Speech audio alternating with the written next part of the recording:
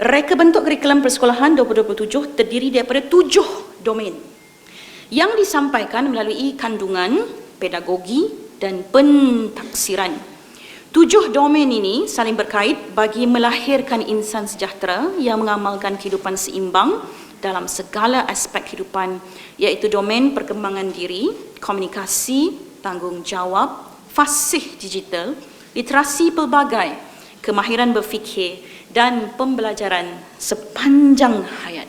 Domain ini juga telah mengambil kira semua elemen merentas kurikulum dan 6 tunjang dalam kerangka KSSR dan KSSM. Fokus pembelajaran dan pembentukan karakter dalam pelbagai disiplin ilmu akan disesuaikan dengan setiap tahap bermula daripada tahap prasekolah sehinggalah ke tahap pendidikan menengah atas yang melibatkan murid tingkatan 4 dan tingkatan 5. Tuan-tuan dan puan-puan, kurikulum prasekolah akan dibangunkan dengan memberi fokus untuk melahirkan murid yang mempunyai kebolehan berkomunikasi dan bersosialisasi dengan yakin serta memiliki sifat kasih sayang, berdaya tahan, mampu menyelesaikan masalah dan berkeinginan untuk belajar. Melalui kaedah bermain dan meneroka, murid memperolehi pengalaman pembelajaran yang bermakna dan menyeronokkan. Sebagai persediaan awal, murid akan terus diberikan ruang untuk pembelajaran dalam medium bahasa Melayu dan bahasa Inggeris di peringkat prasekolah. Jadi bagi memudahkan guru memberi fokus pembelajaran sejajar dengan kematangan usia murid, maka tahap persekolahan dan fokus kurikulum perlu disusun semula. Untuk itu, pendidikan rendah akan dibahagikan kepada 3 tahap. Pembahagian ini merupakan suatu pendekatan baharu bagi kejelasan fungsi fokus utama pembelajaran. Pendidikan rendah tahap 1 akan melibatkan kumpulan murid tahun 1 dan tahun 2. Fokus utama pembelajaran ialah penguasaan literasi dan numerasi serta pembangunan karakter. Murid akan melalui pengalaman pembelajaran secara didik hibur agar mereka berminat untuk mengikuti pembelajaran secara formal dan bermotivasi untuk hadir ke sekolah. Intervensi awal akan dilaksanakan bagi memastikan murid menguasai kemahiran literasi dan numerasi.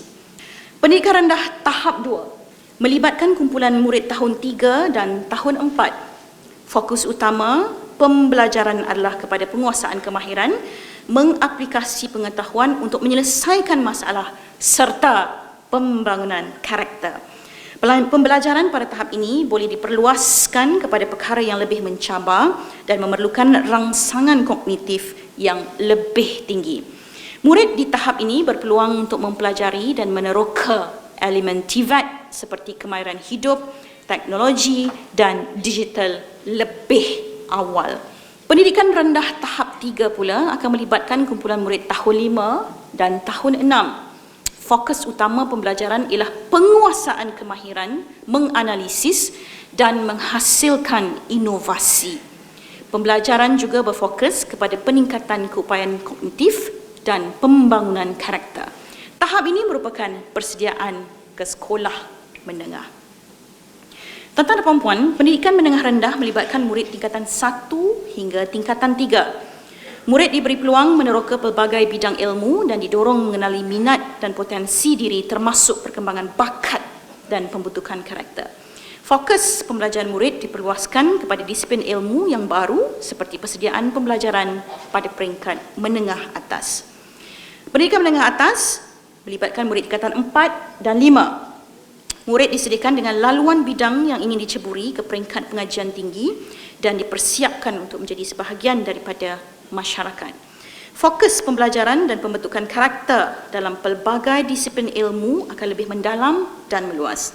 Murid juga diperkenalkan dengan pengalaman bekerja melalui perantisan. Untuk memberikan makna bagi menjelmakan pendidikan bersepadu dalam pengalaman persekolahan, satu slot khusus akan diperuntukkan bagi kelas pembelajaran bersepadu yang juga akan diperkenalkan bermula di sekolah rendah. Kelas pembelajaran bersepadu ini merupakan satu pendekatan pengajaran dan pembelajaran yang menggabungkan isi kandungan dan kemahiran dari pelbagai disiplin ilmu. Murid akan belajar mengaplikasi pengetahuan, kemahiran dan nilai dalam satu pengalaman pembelajaran yang holistik, bermakna, relevan dan berhubung kait dengan dunia sebenar. Maka pentaksiran akan dilaksanakan secara berterusan sebagai sebahagian daripada proses pengajaran dan pembelajaran. Slot pembelajaran ini akan dimasukkan dalam jadual waktu bagi membolehkan pelaksanaan yang lebih berstruktur dan lebih berkesan.